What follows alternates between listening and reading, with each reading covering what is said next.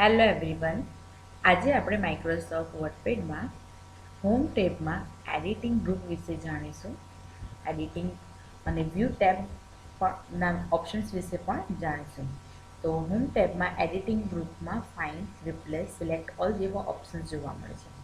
જ્યારે આપણે ડોક્યુમેન્ટમાં કોઈ પણ એક શબ્દ શોધવો હોય, બરાબર, હવે ડોક્યુમેન્ટમાં માની લો કે આ એક જ પેજ છે પણ એક કરતાં વધારે પેજીસ હોય અને એમાં કોઈ આપણને શબ્દ ના મળતો હોય તો તે સમયે આપણે ફાઇન્ડ ઓપ્શનનો ઉપયોગ કરી શકીએ છીએ. હવે ફોર એક્ઝામ્પલ કે અહીં જ્યાં પણ વિડીયો લખ્યું હશે તો સૌપ્રથમ હું વિડીયો જે પણ વર્ડ તમારે સિલેક્ટ કરવું છે, જે પણ વર્ડ તમારે ફાઇન્ડ કરવો છે, શોધવું છે, તો તેને આપણે પહેલાં શું કરી દઈશું, સિલેક્ટ કરી દઈશું. ત્યારબાદ ફાઇન્ડ ઓપ્શન હોમ ટેબમાં એડિટિંગ ગ્રુપમાં જઈને ફાઇન્ડ ઓપ્શન પર ક્લિક કરીશું. જો આપણે ફાઇન્ડ ઓપ્શન પર ક્લિક કર્યું તો અહીં આપણે જોઈએ છે કે વિડીયો જે આપણો પહેલો વર્ડ જે આપણે સિલેક્ટેડ છે તે આપણે અહીં આવી જશે. આપણે એને ફરીથી લખવું ના પડે. જો તમે સિલેક્ટ ના કર્યું હોય તો ફાઇન્ડ વોટમાં તમારે અહીંયા કોઈ પણ વર્ડ લખવો પડે, શબ્દ લખવો પડે. ત્યારબાદ ફાઇન્ડ નેક્સ્ટ પર આપણે ક્લિક કરીશું. ઓકે, તો આ મુજબ આપણે ડોક્યુમેન્ટમાં જ્યાં પણ વિડીયો લખ્યું હશે તે શબ્દ આપણે શોધી શકીએ છીએ અને ત્યારબાદ સર્ચ થયા બાદ એટલે કે અહીં એક મેસેજ બતાવશે કે WordPad has finish searching the document. ત્યારબાદ ઓકે આપી દો. હવે અહીં બીજું એક ઓપ્શન છે મેચ હોલ વર્ડ ઓનલી. તો મેચ હોલ વર્ડ ઓનલી પર ક્લિક કરવાથી શું થશે કે જ્યાં પણ વિડીયો લખ્યો હશે તે બધા શબ્દ તમને જોવા મળશે. હવે જો હું અહીંયા મેચ કેસ કરું, મેચ કેસ ઓપ્શનથી શું થશે કે વિડીયોમાં કેપિટલ વી છે, જો હું અહીં સ્મોલ વી કરીશ, રાઈટ, તો જેટલું પણ સ્મોલ વિડીયો સ્મોલ લેટરમાં લખ્યું હશે, શબ્દ અક્ષરોમાં લખ્યું હશે તે જ શબ્દ તમે શોધી શકો. બરાબર, અહીંયા ફાઇન્ડ નેક્સ્ટ કરીશ, જ્યાં પણ સ્મોલ લેટરમાં હશે તે જ સર્કલ છે. બરાબર, પછી કેપિટલ વી વાળું આપણને સર્ચ કરીને નહીં બતાવે. તો આ મુજબ આપણે કોઈ પણ શબ્દને ડોક્યુમેન્ટમાં શોધી શકીએ છીએ. હવે બીજો ઓપ્શન છે રિપ્લેસ. રિપ્લેસમાં એક શબ્દને આપણે ઘણી બધી જગ્યા પર ચેન્જ કરવો છે, બદલવો છે. બરાબર, તો આપણે શું કરીશું કે મેન્યુઅલી દરેક શબ્દ જાતેથી અહીં શોધીને પછી આપણે એને શું કરીએ છીએ કે શોધીએ છીએ અને એમાં એડિટિંગ કરીએ છીએ, એને ચેન્જ કરીએ છીએ. પણ આપણે રિપ્લેસ ઓપ્શનના મદદથી આપણે ડોક્યુમેન્ટમાં જ્યાં પણ તમારે કોઈ પણ શબ્દ બદલવો હોય, કાં તો કોઈ સ્પેલિંગ મિસ્ટેક હોય, કાં તો કંઈ તમારે બીજું કંઈ એડિટિંગ કરવું હોય તે આપણે કરી શકીએ છીએ. રાઈટ, અહીં આપણે જોઈ શકીએ છીએ કે મેં એક શબ્દ સિલેક્ટ કર્યો છે, ડોક્યુમેન્ટ.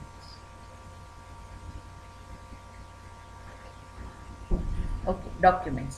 તો અહીં રિપ્લેસ ઓપ્શન પર હું ક્લિક કરીશ. ડોક્યુમેન્ટ્સ, ફાઇન્ડ વોટ, તો ડોક્યુમેન્ટ્સ. તો ડોક્યુમેન્ટ્સની જગ્યા પર મારે ફક્ત અહીં કરવું છે ડોક્યુમેન્ટ. રાઈટ, તો જ્યાં પણ ડોક્યુમેન્ટ્સ હશે તો ત્યાં રિપ્લેસ થઈને ખાલી ડોક્યુમેન્ટ આવી જશે, એસ નીકળી જશે. રાઈટ, અહીંયાથી મેચ કેસ નીકાળી દઉં છું. રાઈટ, અને રિપ્લેસ કોઈ પણ એક જગ્યા પર રિપ્લેસ કરવું હોય તો રિપ્લેસ બટન પર ક્લિક કરું અને બધી જ જગ્યા પર કરવું હોય તો રિપ્લેસ ઓલ બટન પર ક્લિક કરું. તો તમે જોશો જ્યાં પણ ચેન્જીસ થયું હશે તો તમને આ પ્રમાણે જોવા મળશે, એક અહીં, એક અહીં.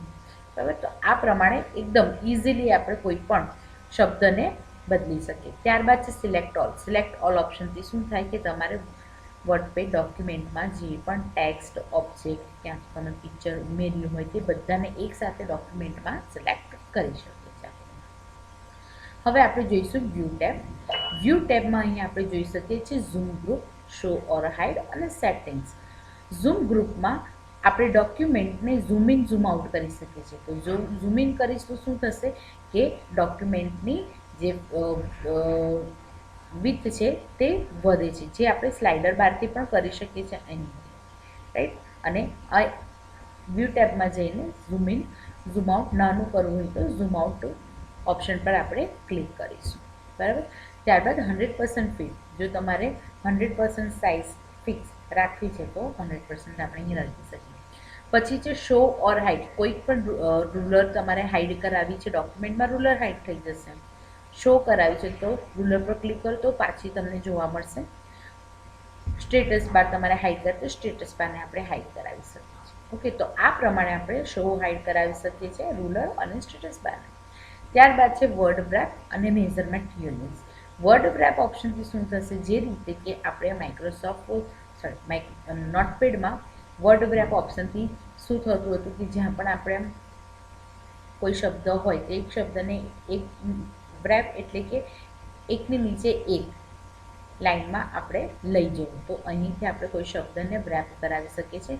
માની લો કે આ લાઈનને મારે ફોર એક્ઝામ્પલ લખેલું છે અહીં, રાઈટ, તો હું કર્સર મૂકું તો આ લાઈનને મારે નીચે રેપ કરાવવું છે, તો અહીંથી આપણે અલગ રેપ કરાવી શકીએ. રેપ રૂલર આપેલું છે, રેપ ટુ વિન્ડો કરીશું તો આ મુજબ જોવા મળશે, રાઈટ. ત્યારબાદ નો રેપ કરીશું તો આ મુજબ જોવા મળશે. ઓકે, તમે એ પ્રમાણેનો ચેન્જીસ અહીં જોઈ શકો છો. રેપ ટુ રૂલર, રૂલર પ્રમાણે દરેક ટેક્સ લખાઈને તમને જોવા મળશે. બીજું રેપ ટુ વિન્ડો કરશો એટલે વિન્ડોની વિડ્થ વધી જશે ને વિન્ડોની વિડ્થ પ્રમાણે તમને જે લખાણ લખેલું છે તે પ્રમાણે જોવા મળશે. અને નો રેપ કરશો તો આ મુજબ જોવા મળશે. પણ અહીં આપણે રેપ ટુ રૂલર રાખીશું. ત્યારબાદ છે measurement unit. Measurement unit by default ઇન્ચીસમાં છે. તમારે સેન્ટીમીટરમાં કરવું હોય તો અહીંયાથી સેન્ટીમીટર, પોઈન્ટ્સ, વિકાસ ગમે તે મેઝરમેન્ટ તમારે સેટ કરવું તે આપણે કરી શકીએ છીએ. ઓકે, તો આ મુજબ આપણે હોમ ટેબમાં એડિટિંગ ઓપ્શન્સ જોયું અને વ્યૂ ટેબમાં ઝૂમ, શો ઓર હાઇડ અને સેટિંગ્સ ગ્રુપમાં અલગ અલગ ઓપ્શન્સ જોયા. તો આ રીતે જે મેં બતાવ્યું તેની પ્રેક્ટિસ તમારે ખુદ જાતેથી કરવી કે જેથી તમને એ વસ્તુ યાદ રહે. Okay, so thank you, have a great day, bye bye.